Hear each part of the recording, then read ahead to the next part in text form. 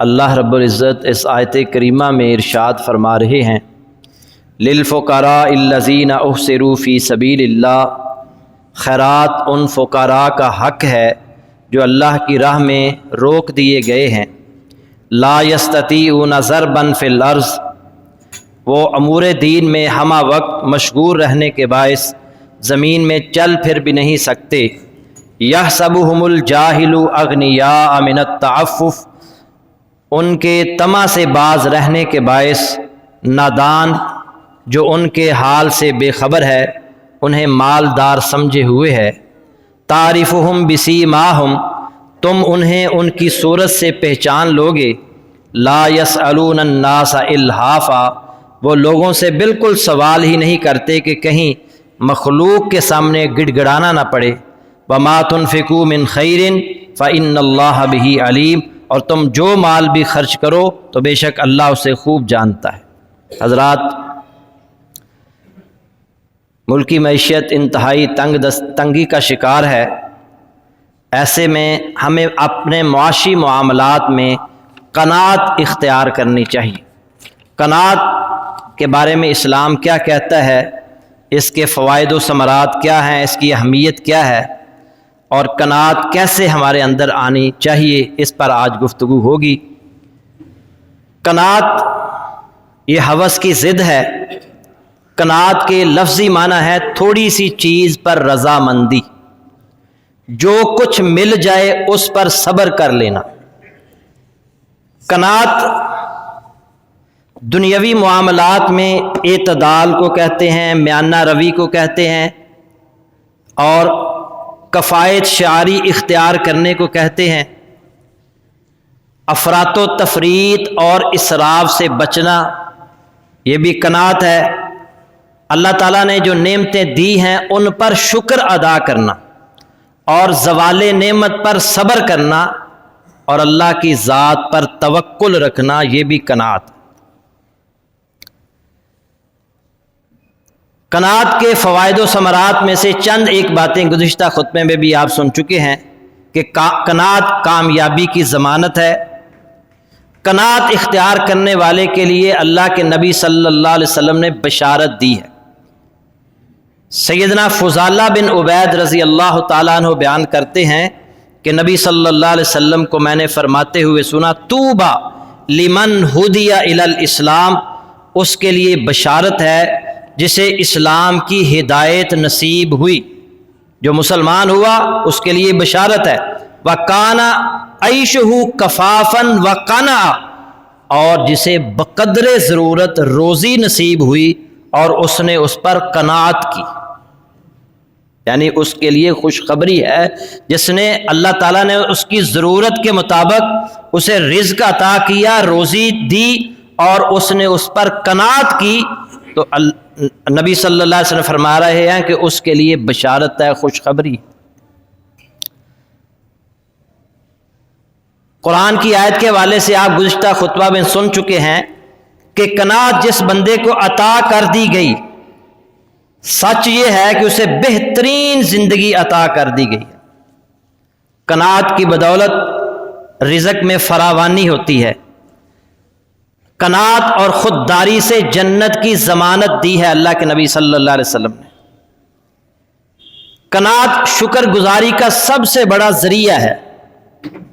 راحت اور سکون اسے ہی نصیب ہوتا ہے جو اللہ کے دیے ہوئے مال پر قناعت اختیار کرتا ہے۔ عزت اسی بندے کی ہوتی ہے جو قناعت اختیار کرتا ہے۔ قناعت پسند جو شخص ہے وہ کسی کے آگے ہاتھ نہیں پھیلاتا۔ اللہ کے نبی صلی اللہ علیہ وسلم نے فرمایا، سیدنا ابو ہریرہ رضی اللہ تعالی عنہ راوی ہیں، لیس المسکین الذی یطوف علی الناس، مسکین وہ نہیں ہے جو لوگوں کے گرد چکر لگاتا ہے، لوگوں کے گرد طواف کرتا ہے۔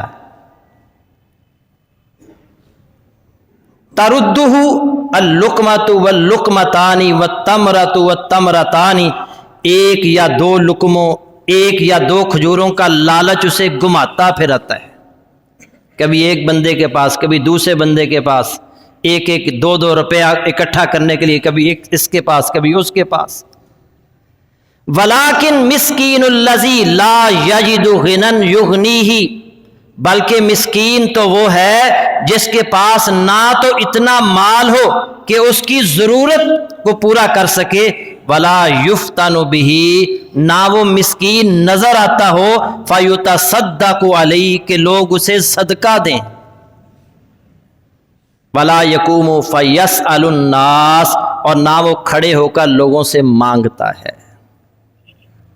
وہ کسی کے آگے سوال نہیں کرتا، اس کے چہرے سے بھی آپ نہیں پہچانتے، اس کے کپڑوں سے بھی آپ نہیں پہچانتے، وہ لوگوں سے مانگتا نہیں ہے، جو کچھ اس کے پاس ہے وہ قناعت اختیار کرتا ہے، اللہ کی ذات پر توکل رکھتا ہے.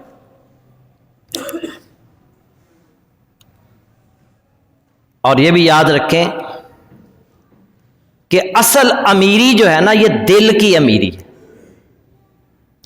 اصل امیر وہ شخص ہے جو دل کا امیر ہے،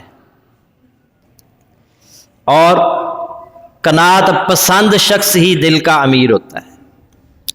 سیدنا ابو ذر رضی اللہ تعالیٰ عنہ بیان کرتے ہیں کہ نبی صلی اللہ علیہ وسلم نے فرمایا، یا ابا ذر اترا کثرت المال هو الغنی، اے ابو ذر رضی اللہ تعالیٰ عنہ، کیا تم سمجھتے ہو کہ مال و دولت کی فراوانی دولت مندی ہے؟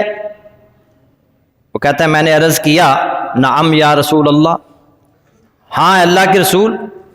آپ صلی اللہ علیہ وسلم نے فرمایا فترا قلت المال هو الفقر، تمہارا کیا خیال ہے کہ مال و دولت کا کم ہونا فقیری ہے؟ وہ کہتا ہے میں نے عرض کیا نعم یا رسول اللہ، جس کے پاس مال ہے وہ امیر ہے، جس کے پاس مال نہیں ہے وہ فقیر ہے.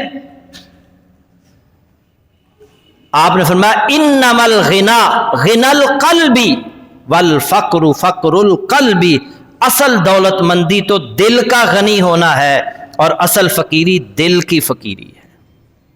امیر وہ ہے جس کا دل امیر ہے، اور فقیر وہ ہے جس کا دل فقیر ہے. چاہے دولت کے انبار لگے ہوں لیکن وہ خرچ ہی نہ کرے، بنیادی ضروریات بھی پوری نہ کرے، اپنے مال کو سنبھال کر رکھے، یہ فقیر آدمی ہے. حضرت حارث محاسبی رحمت اللہ علیہ نے فرمایا والقانی غنی وان جاء، قناعت کرنے والا غنی ہوتا ہے اگرچہ وہ بھوکا ہو، والحریص فقیر وان ملک، اور حریص فقیر ہوتا ہے اگرچہ وہ بادشاہ. حریص زیادہ سے زیادہ مال اکٹھا کرنا، مال اکٹھا کرنے کی ہوس، اگرچہ وہ بادشاہی ہو اسے فقیر ہو کہہ رہے ہیں کہ وہ فقیر ہے. اللہ کے نبی صلی اللہ علیہ وسلم کے اسوہ حسنہ میں قناعت کے حوالے سے آپ صلی اللہ علیہ وسلم کے پاس بڑا مال آیا. جب جنگیں شروع ہوئیں مال غنیمت اللہ کے نبی صلی اللہ علیہ وسلم کے حصے میں 5واں حصہ آتا تھا. ہمارے پاس مال آئے تو ہم کیا کرتے ہیں کہ سب سے پہلے ہماری خواہش ہوتی ہے بہترین گھر ہونا چاہیے، عالی شان گھر، بہترین کاروبار سیٹ کر دوں اپنے لیے اپنے بچوں کے لیے، بہترین گاڑی لے لوں. اللہ کے نبی صلی اللہ علیہ وسلم کے پاس بھی بڑا مال آیا تھا. جنگ حنین کے اندر اللہ کے نبی صلی اللہ علیہ وسلم کے حصے میں جو بکریاں آئی تھی نا، پوری وادی بکریوں سے بھری ہوئی تھی. وادی کہتے ہیں 2 پہاڑوں کے درمیانی حصہ، سینکڑوں بکریاں، صرف بکریاں جو آپ کے حصے میں آئی. ایک بندہ کھڑا ہوا کہنے لگا اے اللہ کے نبی میں اسلام قبول کر لوں گا اگر یہ ساری بکریاں آپ مجھے دے دیں. آپ نے میں لے لو ساری بکریاں آپ نے دے دی. اس نے کہا اشہد اللہ الہ الا اللہ و اشہد ان محمد رسول اللہ. وہ بکریاں لے کر اپنے قبیلے میں جا کر کہتا ہے وہ محمد صلی اللہ علیہ وسلم کو فقر کا ڈر ہی نہیں ہے، میں نے ساری بکریاں مانگی انہوں نے ساری مجھے دی. آپ صلی اللہ علیہ وسلم کے پاس اتنا مال آیا مگر آپ نے کوئی عالی شان گھر نہیں بنایا. آپ نے کوئی کاروبار سیٹ نہیں کیا. اللہ کے نبی صلی اللہ علیہ وسلم کے گھر کیسے تھے؟ آپ کی بیک وقت 9 بیویاں تھیں، 9 حجرے تھے.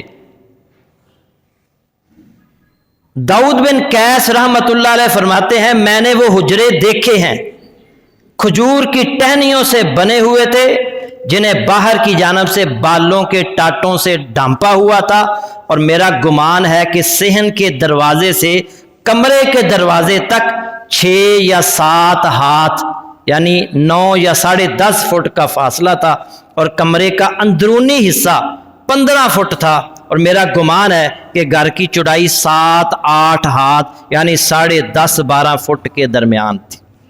الادب المفرد میں یہ روایت موجود ہے. اللہ کے نبی صلی اللہ علیہ وسلم کے گھر حجرے، چھوٹے چھوٹے حجرے، 9 بیویوں کے لیے ایک جیسے حجرے. آپ کے پاس مال آیا، آپ نے اسے سنبھال کر نہیں رکھا، اللہ کی راہ میں دے دیا، غریبوں مسکینوں پر خرچ کر دیا. حنین سے مال آیا، مسجد نبوی کے اندر ڈھیر لگے ہوئے ہیں. اللہ کے نبی صلی اللہ علیہ وسلم گھر سے آتے ہیں، بتایا گیا یہ سارا مال آپ کا ہے، آپ کے حصے کا ہے. آپ نے فرمایا اسے تقسیم کرو. تقسیم کرنا شروع کر دیا. آپ گھر چلے گئے، واپس آئے، مال ابھی پڑا ہوا تھا. فرمایا اللہ کی قسم جب تک یہ مال تقسیم نہیں ہوگا گھر نہیں جاؤں گا. آپ صلی اللہ علیہ وسلم بیٹھے ہیں اور مال تقسیم ہو رہا ہے، تقسیم ہو رہا ہے، لوگ لے کے جا رہے ہیں. اللہ کے نبی خالی ہاتھ گھر سے آئے تھے، خالی ہاتھ ہی گھر واپس. سارا اللہ کی راہ. اللہ کے نبی صلی اللہ علیہ وسلم نے پوری زندگی میدا نہیں کھایا. انتہائی سادگی کے ساتھ زندگی بسر کی، انتہائی سادگی کے ساتھ. ابو حازم رحمت اللہ علیہ فرماتے ہیں کہ میں نے سہل بن سعد رضی اللہ تعالی عنہ سے پوچھا حل اکل رسول اللہ صلی اللہ علیہ وسلم النقیہ، کیا نبی صلی اللہ علیہ وسلم نے کبھی میدا کھایا تھا؟ انہوں نے کہا جب اللہ تعالیٰ نے نبی صلی اللہ علیہ وسلم کو نبی بنایا اس وقت سے وفات تک آپ نے میدا دیکھا تک نہیں. وہ کہتے ہیں میں نے پوچھا حل کانت لکم فی عہد رسول اللہ صلی اللہ علیہ وسلم مناخل، کیا نبی صلی اللہ علیہ وسلم کے زمانہ میں آپ کے پاس چھاننیاں ہوتی تھیں آٹا چھاننے کے لیے؟ انہوں نے کہا کہ جب اللہ تعالیٰ نے نبی صلی اللہ علیہ وسلم کو نبی بنایا اس وقت سے آپ کی وفات تک آپ نے چھاننی دیکھی بھی نہیں.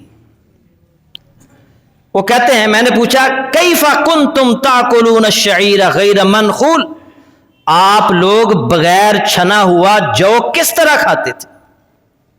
انہوں نے بتلایا ہم اسے پیس لیتے تھے، پھر اسے پھونکتے تھے، جو کچھ اڑنا ہوتا وہ اڑ جاتا، اور جو باقی رہتا اسے پانی سے گوندھ کر اس کی روٹی پکا کر کھا لیا کرتے. پھونک مارتے. آج ڈاکٹر کہتا ہے نا جی آٹا استعمال کریں، میدا استعمال نہ کریں، یہ نقصان کا باعث ہے، اور بغیر چھنا ہوا آٹا استعمال کریں. اللہ کے نبی نے پوری زندگی اگر کبھی روٹی کھانی پڑی تو آپ نے وہ آٹا جو ہے وہ چھانا نہیں، چھاننی کبھی دیکھی نہیں. آپ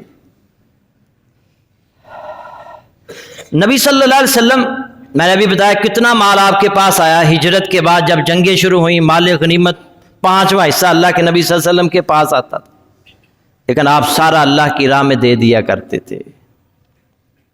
آپ کے گھر میں بعض اوقات معروف روایت آپ نے سن رکھی ہے کہ ایک مہمان آیا، آپ نے ایک گھر سے پتہ کروایا، دوسرے سے، تیسرے سے، 9 بیویوں کے گھروں سے یہ پیغام ملا گھر میں پانی کے سوا کچھ نہیں. لیکن کبھی شکوہ کیا آپ نے؟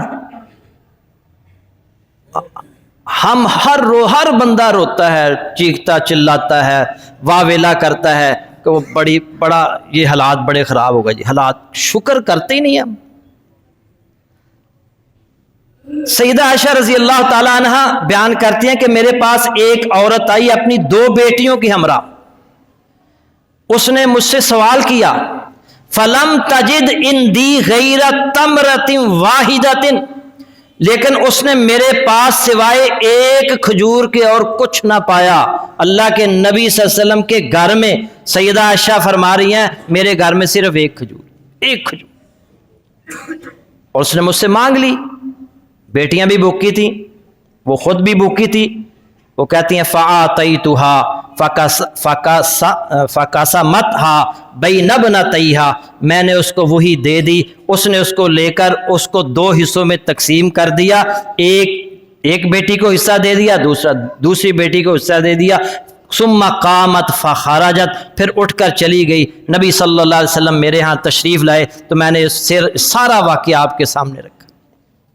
ایک کھجور تھی، دو بیٹیاں اس کے ساتھ تھیں، خود بھی بھوکی تھی، تو میں نے وہ کھجور اس کو دے دی، اس نے اس کھجور کے دو حصے کیے، ایک بیٹی کے منہ میں ڈال دیا، دوسرا حصہ دوسری بیٹی کے منہ میں ڈال دیا۔ تو نبی صلی اللہ علیہ وسلم فرمایا جس شخص کو ان بیٹیوں میں سے کسی چیز کے ساتھ آزمائش میں ڈالا گیا فَأَحْسَنَ إِلَيْهِنَّ كُنَّ لَهُ سِتْرًا مِّنَ النَّارِ، تو اس نے ان کے ساتھ احسان کیا تو وہ اس کے لیے جہنم کی آگ کے مقابلے میں رکاوٹ بن جائیں گی، رکاوٹ ہوں گی۔ اس عورت نے ایک کھجور کو اچھے طریقے سے انصاف کے ساتھ تقسیم کر دیا، بیٹیوں کو کھلا دیا، ان کے ساتھ اچھا سلوک، حالانکہ خود بھی بھوکی تھی۔ اس عمل نے اسے جہنم کی آگ سے بچا لیا۔ تو اللہ کے نبی صلی اللہ علیہ وسلم کے گھر میں یہ کون ہے؟ سیدہ عائشہ رضی اللہ تعالی عنہا، خاتون اول جسے ہمارے یہاں کہا جاتا ہے، نہیں خاتون اول ہے، گھر میں ایک کھجور۔ اور نبی صلی اللہ علیہ وسلم کی جب وفات ہوئی، سیدہ عائشہ رضی اللہ تعالیٰ عنہ فرماتی ہیں نبی کریم صلی اللہ علیہ وسلم کی وفات ہوئی تو میرے توشہ خانہ میں کوئی غلہ نہ تھا جو کسی جاندار کے کھانے کے قابل ہوتا، الا شطر شعیر فی رف لی، سوائے تھوڑے سے جو کے جو میرے توشہ خانے میں تھے، فاکلت منہ حتی طال علی، میں ان میں سے ہی کھاتی رہی، آخر جب بہت دن ہو گئے تو میں نے ان کا وزن کیا، انہیں ناپا تو وہ تھوڑے دنوں کے بعد وہ بھی ختم ہو گئی۔ بخاری شریف کی حدیث۔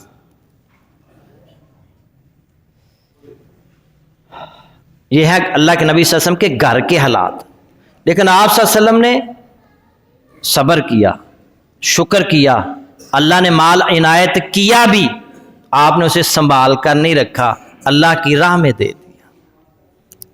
ہم اپنے اندر قناعت کیسے پیدا کر سکتے ہیں؟ نمبر 1، اللہ پر مضبوط ایمان پیدا کریں۔ رزق کون دیتا ہے؟ الحمدللہ رب سب تعریفیں اللہ کے لیے ہیں جو تمام جہانوں کے پالنے والا ہے۔ وما من دابۃ الا علی اللہ رزقها،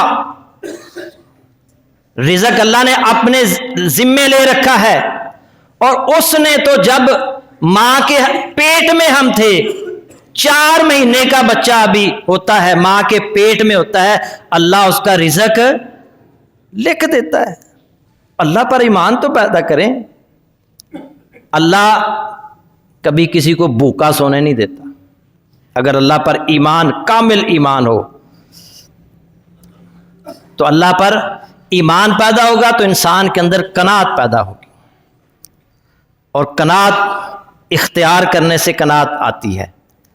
پلاننگ کریں، اپنے دیکھیں آمدن کتنی ہے، اپنے اخراجات پر کنٹرول کریں۔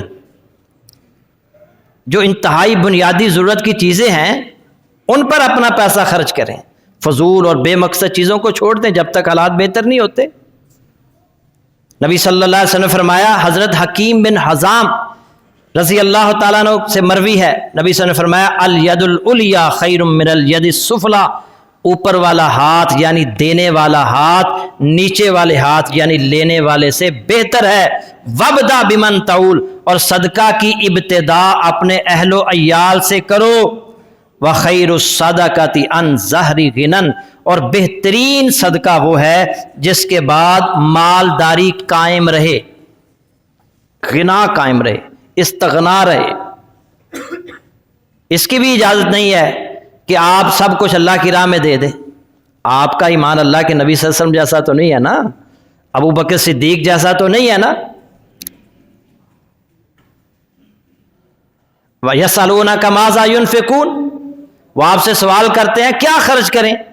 قُلِ الْعَفْوَ, آپ کہتے ہیں ضرورت سے زائد, جو ضرورت سے زائد ہے اسے اللہ کی راہ میں خرچ کریں. اور صدقے کی ابتدا اہل و عیال سے, جن کی ذمہ داری آپ پر ہے, ان کی ضروریات پوری کریں سب سے پہلے. اور پھر فرمایا جو سوال کرنے سے بچتا ہے اللہ اسے سوال کرنے سے بچا لیتا ہے, اور جو بے نیازی اختیار کرتا ہے اللہ اسے غنی کر دیتا ہے. لوگوں سے سوال مت کریں, اللہ سے سوال کریں, اللہ سے مانگیں. جب لوگوں سے کوئی بندہ سوال کرنا شروع کر دیتا ہے اللہ پھر اس کی ضروریات پوری نہیں ہونے دیتا, اور جو اللہ سے مانگتا ہے اللہ اسے قناعت اختیار کرنے والا بنا دیتا ہے. اور اسی طرح جو اس طرح کے لوگ ہیں نا جو قناعت پسند ہیں, ان کی صحبت اختیار کیجیے. جو اسراف کرنے والے, فضول خرچی کرنے والے ہیں, ان کے ساتھ مت بیٹھیں. آپ ان کے ساتھ بیٹھیں گے تو آپ بھی فضول خرچی کرنے والے بن جائیں گے. اور اسی طرح نبی صلی اللہ علیہ وسلم کا فرمان ہے انظروا الی من هو اسفل منکم, ان کی طرف دیکھو جنہیں جو تم سے کم تر ہیں. ولا تنظروا الی من هو فوقکم, ان کی طرف مت دیکھو جو تم سے اوپر ہیں. فهو اجدر اللہ تزدروا نعمت اللہ علیکم, یہ زیادہ لائق ہے تمہارے لیے کہ تم اس نعمت کو حقیر نہ جانو جو اللہ نے تم پر کی ہے. اپنے سے اوپر والوں کو دیکھیں گے تو جو نعمتیں اللہ نے آپ کو دے رکھی ہیں وہ نظر نہیں آئیں گی, نہ شکری کریں گے. اس کے پاس اتنی بڑی گاڑی ہے, اتنا بڑا گھر ہے, میرے پاس کچھ بھی نہیں ہے. آپ کو جو اللہ نے جو آپ کو نعمتیں دے رکھی ہیں وہ آپ کو نظر نہیں آئیں گی, نہ شکری کریں گے, حسد کا شکار ہو جائیں گے. اور اللہ کے نبی کہہ رہے ہیں اپنے سے نیچے والوں کو دیکھیں. جب آپ اپنے سے نیچے والوں کو دیکھیں گے تو آپ کو جو اللہ نے نعمتیں دے رکھی ہیں آپ کو نظر آئیں گی, آپ شکر کریں گے. یا اللہ تیرا شکر ہے اس کے پاس سائیکل ہے, میرے پاس موٹر سائیکل ہے. یا اللہ تیرا شکر ہے اس کے پاس کچھ بھی نہیں ہے, میرے پاس سائیکل تو ہے نا. جو نعمتیں اللہ نے دے رکھی ہیں وہ آپ وہ نعمتیں نظر آئیں گی, اللہ کا شکر ادا کریں گے, اور اپنے بھائی کی مدد کرنے کا جذبہ آپ کے اندر پیدا ہوگا. تو قناعت کے لیے یہ بھی ہے کہ اپنے سے اوپر والوں کو مت دیکھیں, نیچے والوں کو دیکھیں. اور اسی طرح آخری بات, ٹائم ہو چکا ہے, اللہ کے نبی صلی اللہ علیہ وسلم دعا بھی کیا کرتے تھے, تو خود بھی دعا کیا کریں. اللہ کے نبی صلی اللہ علیہ وسلم کہتے ہیں اللہم اجعل رزق آل محمد قوتا, اے اللہ آل محمد کا رزق گزارے کے برابر کر دے. اور اسی طرح نبی صلی اللہ علیہ وسلم یہ دعا کیا کرتے تھے اے اللہ جو تو نے ہم کو دیا ہے اس پر قناعت عطا فرما. اللہم قنعنی بما رزقتنی وبارک لی فیہ, اور اس میں برکت دے. واخلف علی کل غائبۃ لی بخیر, اور جو چیز مجھ سے غائب ہے اب میری بجائے تو اس کا بلائی سے نگران بن جا, یعنی میرے اہل و عیال اور میرے مال کا تو نگران بن جا. اللہ کے نبی صلی اللہ علیہ وسلم قناعت اختیار کرنے کے اللہ سے دعا بھی کیا کرتے. آپ کو عربی میں دعا نہیں آتی تو آپ اردو کے اندر, پنجابی کے اندر, اپنی زبان کے اندر یہ دعا کر سکتے ہیں. اللہ سے دعا ہے کہ اللہ تعالیٰ نے جو سنایا ہے اس پر عمل کی توفیق عطا فرمائے. وآخر دعوانا الحمد للہ رب العالمین.